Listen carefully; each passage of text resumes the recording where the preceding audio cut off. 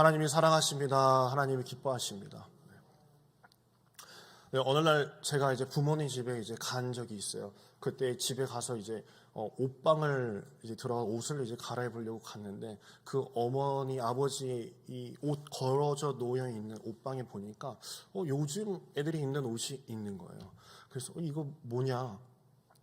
이거 언제 샀냐? 그러니까 이거 옛날에 내가 입었던 거야라고 이렇게 말씀하시더라고요. 소실적이 입으셨던 그 옷이라고 하시는 거죠. 예전에 아버지 세대, 어머니 세대가 입었던 게 요즘에 유행하는 그런 옷차림새랑 상당히 비슷한 거를 찾았던 거죠. 얼마 전까지만 해도요, 이 붙는 바지가 상당히 유행했던 걸로 알고 있어요. 저는 그렇게 붙는 바지를 선호하진 않지만 또 최근에 보니까 이 젊은 친구들 보니까 이게 통이 넓다고 하죠. 이 통이 넓은 바지가 이제 또 유행하는 것 같더라고요. 자켓도 길어졌다가 짧아졌다가 남자들 같은 경우는 이 카라 와이셔츠 카라가 이렇게 됐다가 이렇게 됐다 그런 거 유행이 있는 거 있죠. 막상 유행하는 옷을 입어보면요, 그 유행이 평생 갈 것 같지만 오래 가지는 않더라고요. 금방금방 이게 바뀌는 걸 이제 보게 됩니다. 가만 보니까 옷 유행이 몇십 년씩 계속 돌아요. 계속 돌아. 멜빵가지 같은 거 요즘 최근에 조금씩 입는 것 같은데 얼마 전만 해도 전혀 안 입고 다녔던 그런 유행이었거든요. 이 유행에 민감한 사람들은 좀 피곤할 것 같아요. 계속 뭔가 이렇게 따라가 줘야 되잖아요.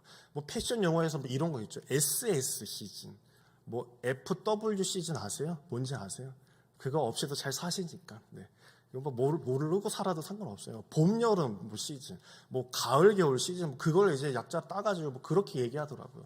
유행 따라가는 게 이렇게 피곤하다는 거죠. 피곤한 이유는 딱 그거예요. 내 스타일이 없기 때문에 매일 그걸 쫓아가 줘야 되고, 그걸 안 따라가면 내가 왠지 뒤처져 있는 것 같은 그런 유행을 말하는 것이죠. 오늘 읽은 이 사사기 17장의 이 말씀도요, 이 한 시대를 거쳐가는 이 신앙인들의 유행을 보여주는 대목이 바로 오늘 17장 부분입니다. 재미난 것은 사사 시대에 유행했던 신앙 가정의 모습들을 보여주고 있어요. 먼저 이 타락한 가정의 예로요, 이 미가가 나옵니다. 이 미가라는 이 사람이요, 어떻게 행했냐면 어머니의 은 1,100냥을 훔쳐가지고 도망합니다. 이제 훔쳐놓은 거죠. 그리고 자기는 입 싹 닫고 집안에서 이렇게 있었던 거예요. 근데 어머니가 은이 없어진 걸 알고 나서 막 저주를 하고 매일 똑같이 이렇게 비난을 하고 그러는 거예요. 참다 못해서 이 미가라는 이 아들이 어머니께 내가 훔쳐갔어요 하면서 내놓습니다. 근데 이 내놓고 나니 어머니가 막 책망을 할 줄 알았는데 잘했다 하면서 그 1,200냥 중에서 200냥을 떼어서 은 신상을 만들어서 자기 집에 갖다 놓으라라고 말씀하는 부분이 나오게 됩니다. 모자가 하는 행동이 아주 엉망입니다. 그냥 흘러서 가보면 아무것도 아닌 것 같은데 천천히 읽다 보면 아주 엉망 상태예요. 거기서 끝나지 않죠. 아들에게요, 에봇과 드라빔을 만들어서 어머니가 만들어준 그 신상 앞에 가져다 두라라고 말하고 있습니다. 아들 중에 한 사람에게 에봇을 입혀서 제사장으로 세우고 자기 집이 복받게 될 것이다 라고 이렇게 얘기합니다. 5절 한번 볼까요? 5절입니다.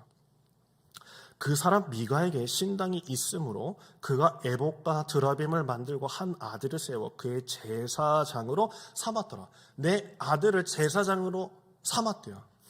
지금 이 집안은요, 레위 가문이 아닙니다. 아론의 자손들이 아닌데 제사장으로 자기가 세웠다라고 표현하고 있어요. 하나님이 규정한 제사 제도를 어긴 것입니다. 하나님은 어떤 형상으로든 신상을 만드는 것을 금했어요. 출애굽기 20장부터 너희는 이렇게 하지 말라라고 말씀하셨죠. 제사장의 옷은 아무나 입는 것이 아니라 아까 얘기했던 것처럼 레위 자손 중에 그것도 아론의 후손들만 제사장이 될 수 있고 그 에봇을 입을 수 있다라고 성경에서는 정확하게 기록을 하고 있어요. 근데 미가는 여호와의 이름을 빙자해서 여호와의 규례를 다 어기고 자신이 제사장의 역할을 하려고 하고 있어요. 어머님도 아무 거리낌 없이 그래 에봇 만들고 드라빔 만들어서 너 제사장 할래? 하면서 이렇게 제사장을 추천했다는 거예요. 이스라엘 백성들이 어쩜 이렇게 행동할 수 있을까라고 생각할 수 있겠지만요. 6절을 보면 이렇게 말하고 있습니다. 6절입니다. 그때에는 이스라엘의 왕이 없었으므로 사람마다 자기 소견에 옳은 대로 행하였더라. 왕이 없어서, 이거 많이 들어보신 말씀들이죠. 왕이 없어서 그랬다면요. 훗날 다윗 있고 솔로몬 있었을 때, 그 왕이 통치했을 때는 왜 그 모양이었을까요? 잘 했더라면은 북왕국, 남왕국, 유다로 쪼개지지 않았겠죠. 망하지 않았겠죠. 모두 멸망의 길을 갔습니다. 왕이 없었기 때문이 아니에요. 하나님을 바로 섬기게 하는 것은 왕이 아니라 하나님의 말씀인 것이죠. 왕이 없어서가 아니라 말씀을 몰라서 자기 생각에 옳은 대로 했기 때문에 그들이 자기의 생각나는 대로 옳은 대로 했다라고 표현하고 있는 것이에요. 미가의 가정은 에봇을 만들고 신상도 만들어서 드라빔을 만들어서 어떻게 했을까요? 어떻게 섬겨야 하는지 몰랐어요. 아무것도 하지 못하고 있었어요. 너 제사장의 아들아 했는데 그 후를 모르는 거예요. 모르니까. 하나님의 말씀을 모르고 살았으니까 모르는 겁니다.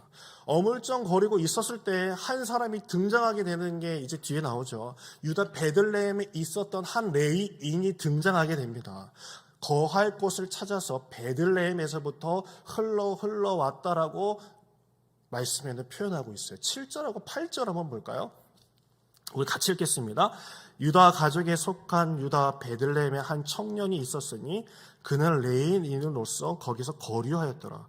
그 사람이 거주할 곳을 찾고자 하여 그 성은 유다 베들레헴을 떠나가다가 에브라임 산지로 가서 미가의 집에 이르매. 아멘.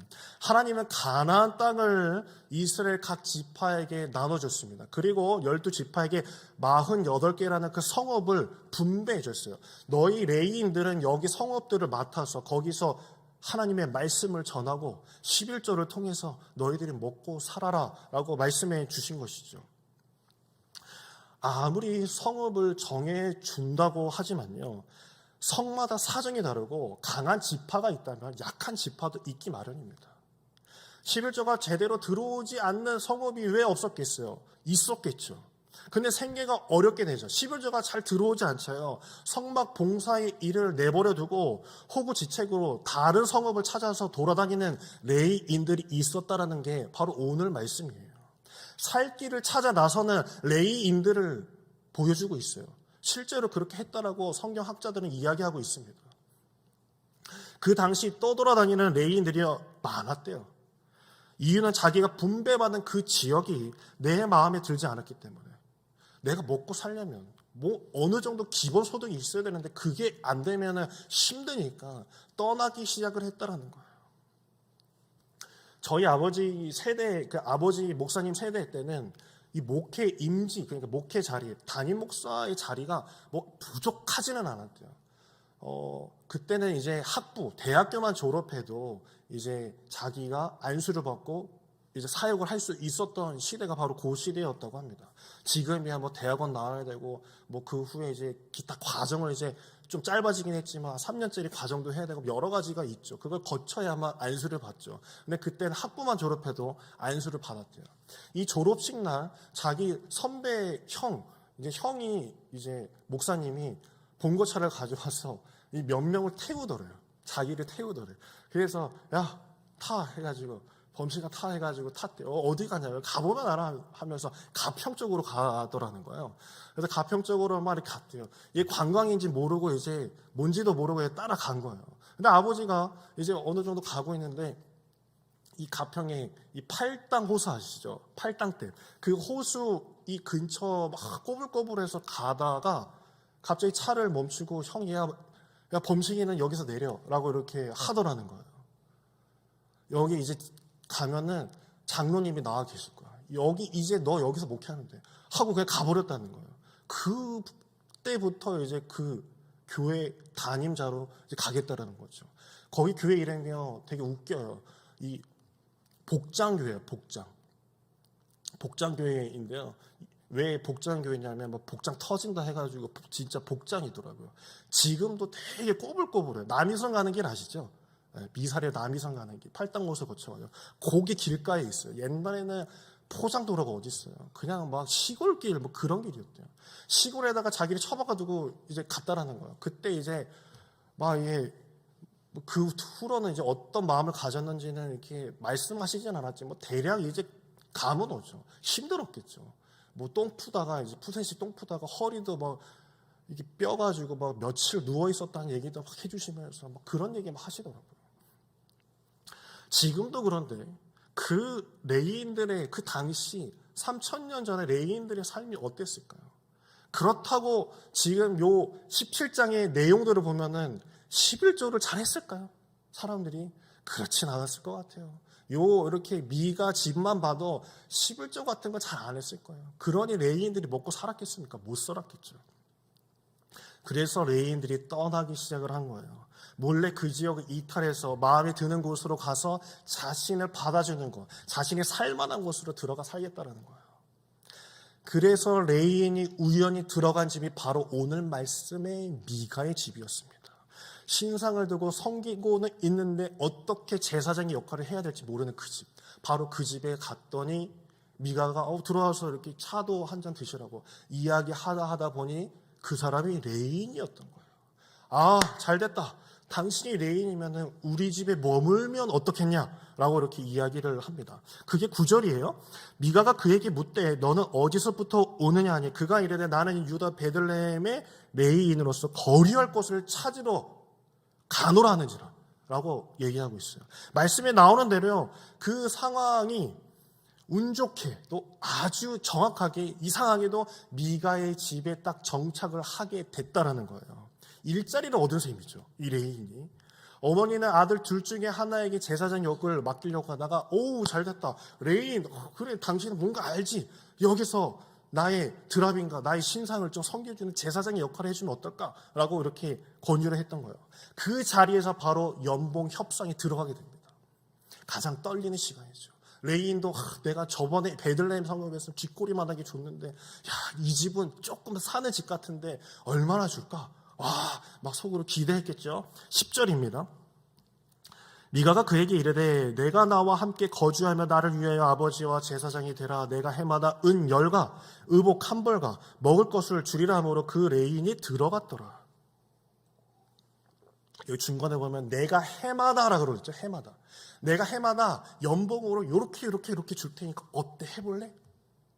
좋습니다. 하겠습니다. 해가지고 그 신상 앞에서 제사를 이끄는 제사장으로 그 레인이 취직하게 됩니다. 가정 제사장이 된 것이죠. 이 레인은 원래 유다 땅 베들레헴의 영적 지도자였는데 이런 제사를 할 레인이 그 지역을 떠나서 부잣집의 제사장이 된 것입니다. 이런 상황이 되면은 어떻게 될까요? 이런 상황이 되면 그 레인은 어떤 생각을 가지고 살아야 될까요? 저희 이모 할머님은 좀 저희 친할머니가 좀 나이 차이가 많으셔서 아직 살아계세요. 이모 할머니께서 중부연회에서 이제 지난해 이제 은퇴를 하셨어요.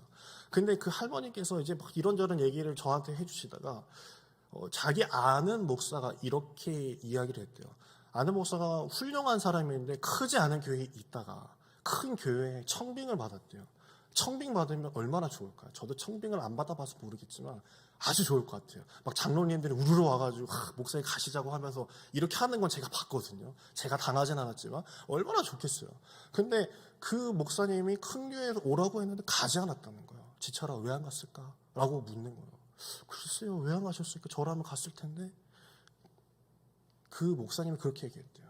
내가 만약에 그 교회 가면 내가 제대로 소리 낼 수 있을까요? 라고 이렇게 얘기했다는 거예요. 큰 교회 가면 내 교회는 아니잖아요, 솔직히. 그렇죠? 몇십 년 동안 내가 이렇게 양육했던 양떼들이 아니라 그냥 큰 교회, 그냥 봉급받고 연봉 받으러 이제 들어가는 그냥 뭐 소위 그런 식이죠. 뭐 저희들끼리 하는 얘기면. 근데 내가 그렇게 큰 교회 가서 내가 하고 싶은 얘기, 하나님의 말씀 제대로 전할 수 있겠느냐라고 이렇게 이야기하겠다라는 거예요. 그렇게 이야기하시는 걸 딱 듣고 야, 그것도 맞다. 이야기할 수 없겠구나.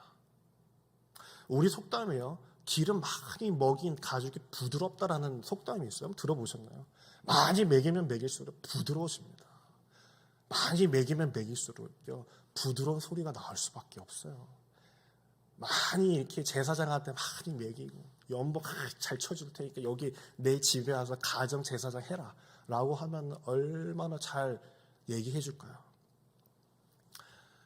이 레인이 그 가정 제사장이 돼가지고 주인집 마님 앞에서 하나님의 말씀 제대로 전할 수 있었을까요? 그렇지 않았다고 봅니다. 말씀을 보면 그대로 나옵니다. 13절 한번 볼까요? 13절입니다. 같이 읽겠습니다. 이에 미게가 이르되 레인이 내 제사장이 되었으니 이제 여호와께서 내게 복 주실 줄을 아노라 하니라. 가장 위험한 말이죠. 내 제사장이래요. 하나님의 제사장이 아니라 내 제사장이라고 표현을 정확하게 하고 있어요. 이건 제가 뭐 껴맞춘 게 아니에요. 문맥상 내 제사장이라고 표현하고 있는 거예요. 내 집안에 내 녹을 먹고 사는 제사장이다 라고 분명히 말하고 있어요. 기가 막힌 노릇이죠. 자기가 원하는 대로 기도를 해달라는 거예요. 어이 목사 일로 와봐. 김 목사 일로 와봐. 내가 요번에 이렇게 무슨 사업이 있는데 5천이 필요해. 5천만 하나님께 기도해. 알았지? 그러면 기도해야 되는 거예요. 왜? 연봉 받고 사니까. 하나님이 정해주신 곳을 떠났어. 내 안에 들어온 내 제사장이 있기 때문에 어쩔 수 없는 거죠. 6절에 아까 읽었던 사람마다 자기 소견에 옳은 대로 행하였더라 라고 말씀하고 있어요. 사람마다 자기 소견에 옳은 대로. 이게 무슨 말일까요? 다시 말해서 그때 그렇게 유행하고 있었다라는 거야. 사람마다 각자 옳은 대로. 그 방식이 맞는 대로 그렇게 그 이스라엘 백성들 안에는 그렇게 살아가고 있었다라고 표현하고 있는 것이죠. 흐르다라는 유, 다닌다라는 뜻의 행, 유행, 흘러 다닌다라는 것입니다. 바람이 부는 대로 이리저리 흘러 다닌다는 것을 말하고 있어요. 하나님의 말씀이 왕이어야 하는데 그 당시 이스라엘은 하나님을 왕으로 삼는 사람이 없었습니다. 그 시대가 혼란에 빠진 것 또한 왕이 없어서가 아니라 하나님의 말씀을 버리고 자기 소견에 옳은 대로 유행대로 야 옆집에 제사장 하나 있대. 자기 제사장 하나 두고 있대. 저 부잣집 저기 아래 동네 집에도 보니까 저기 박 제사장 하나 있더라. 야 우리 집도 제사장 하나 있어야 되지 않냐? 그래. 마침 잘 오셨네. 어떻게 한번 해볼래요? 김 목사 한번 해볼래? 이런 식으로 갔다라는 거예요. 레인들은 자기 소임을 버리고 돈 따라서 움직이기 시작했고 미가처럼 복을 받기 원하는 욕심쟁이들은 자기 방식대로 복만 받는다면 뭐든 행하는 게 그 시대 사람들의 신앙의 방법이었습니다. 오늘 말씀의 인물들을 가만 보면요. 그들은 자기들끼리는 어려운 시기를 서로 윈윈하면서 살아가고 있었던 사람들이었어요. 사사기가 궁극적으로 하고 싶은 이야기는요. 이스라엘 백성들이 편안하게 잘 살고 있는 것을 하나님이 오셔서 깨치고 있는 거예요. 깨치고 있었어요. 너희들이 지금 뭐하고 살고 있는지 아냐? 깨우시고 있는 거예요. 그들이 다른 신을 섬겼을 때 어땠습니까? 오히려 그들의 삶은 평안했어요. 더 잘 살았어요. 이런 평안하고 만족스러운 삶을 하나님이 일부러 깨트리러 오신 것이죠. 우리가 보면 이상하게 보이는 그 행동들, 오늘 말씀 이상하게 보이는 그 행동들이요. 당시에 이스라엘 백성들에게는 아무렇지도 않았습니다. 이상해 보이지 않았던 행동들이었어요. 그게 유행이었고 그게 그들이 살아가는 그런 행실의 모습이었기 때문에 그래요. 갈라디아서 1장 10절에 보면요. 이런 말씀을 하고 있어요. 이제 내가 사람들에게 좋게 하랴. 하나님께 좋게 하랴. 사람들에게 기쁨을 구하랴. 내가 지금까지 사람의 기쁨을 구하는 것이었다면 그리스도의 종이 아니니라 라고 바울이 이야기했습니다. 우리 생각이 중요한 게 아니에요. 하나님이 뭐라고 말씀하셨는가가 중요한 것입니다. 하나님이 보시기에 옳지 않으면 그건 옳지 않은 거예요. 내가 생각할 때 좋은 것 같은데 하나님 일을 할 때도 내가 빠져주는 게 낫겠지. 내가 지금 이거 하는 게 나을까? 내가 맞다면 맞는 게 아니에요. 하나님의 맞다고, 하나님이 틀리다고 하면은 틀린 것이죠. 이 시대를 살아가는 우리에게 하나님은 세상 풍조에 맞춰서 살아가지 말라라고 말씀하십니다. 세상 풍조에 너는 맞춰서 살 테냐? 너는 돈 주면 다 가서 살 테냐? 저도 자유롭지 못해요, 솔직히. 목회자들도 살궁리만 하고 있다면요, 누가 믿음 지키겠습니까? 진짜 그래요. 최후의 마지노선에서요, 목회자들마저도 진짜 돈줄 때문에 내일 어떻게 살아갈 수 있을까? 내년은 예산은 어떻게 짤까? 이 방법 가지고 그것을 모색하고 있고, 정말 이 계산법이 아니라 세상의 계산법으로 간다면 정말 누가 믿음 지키고 살아가겠습니까? 오늘 이 사사기는요, 사사시대에 정말 끝 마지노선이었던 종교인들마저도 흔들리고 있었던 모습을 적나라하게 보여주고 있는 모습입니다. 어쩌면 오늘 이 코로나 시대에 이 연말 이 시기 아주 골아픈 시기입니다. 누가 믿음 지키고 살겠습니까? 제가 들은 얘기예요. 어느 목사님한테 들은 얘기예요. 개업 예배 신방은 많이 이제 하잖아요. 근데 자기가 아주 특이한 케이스를 봤대요. 폐업 예배를 드리러 간 적이 있대요. 폐업 예배. 혹시 폐업 예배라고 들어보신 적 있어요? 가게가 망한 거예요. 내 사업장이 망해서 짐 다 싸놓고 마지막 예배를 드리러 목사님을 초대한 거예요. 거기 가신 거예요. 원래 잘 나가던 사장님인데 이 시대 흐름이 너무나 빨리 바뀌다 보니까 이 회사가 약해져서 이제 문을 닫게 된 거예요. 그러면서 그 지사님이 그렇게 얘기했대요. 시간 맞춰서 직원들 월급 안 줘도 되니까 마음 편합니다. 한 달 동안 그냥 이렇게 하나님 보고 살고 있어요, 목사님. 이렇게 이야기를 하더라는 거예요. 그때 그 목사님이 이렇게 생각하셨대요. 가난이 이분의 믿음을 빼앗아가지 못했구나. 가난이 이분의 믿음을 빼앗아가지 못했구나. 흔들리지 않았구나. 누가 보면 세상대로 정말 머리 써서 때론 누구를 밟고 올라가서 살아갈 수 있었을 텐데 그 가난이라는 그 어려움, 그 정말 끄트머리에서 믿음을 잃지 않았구나. 빼앗기지 않았구나. 하나님이 우리에게 물질의 연단을 주셔도요, 그 물질은 어디 가지 않습니다. 주님의 손에 있는 것입니다. 그리고 때가 되면 하나님께서 그 물질 또한 또 맡기실 때가 있을 것이에요. 저보다 많이 사셨던 분들은 너무나도 잘 아실 거예요. 물질이 있느냐 없느냐가 중요한 게 결코 아니라는 것이에요. 바람에 휩쓸리지 않는 나의 영혼, 세상의 유행 따라 다니는 믿음이 아니라 변하시지 않으시는 그 하나님을 믿는 것, 그것이 오늘날 우리가 가져야 할 마음이며 우리가 기도해야 될 제목인 줄 믿으시길 간절히 축원합니다. 오늘 정직하게 스스로에게 질문해야 될 것은 나의 왕은 누구신가? 내 제사장을 놓고 사는 것이 마음 편한 것인지, 정말 내가 제사장으로서 레위인으로서 그냥 내 녹을 많이 주는데 내 연봉 협상에서 좋은 것을 따라가는 것이 좋은 것인지 내가 생각해 봐야 되는 것이에요. 하나님의 말씀이 나를 지배하고 하나님의 영이 내 인생을 지배하는 오늘 우리, 바로 여러분 되길 간절히 축원합니다.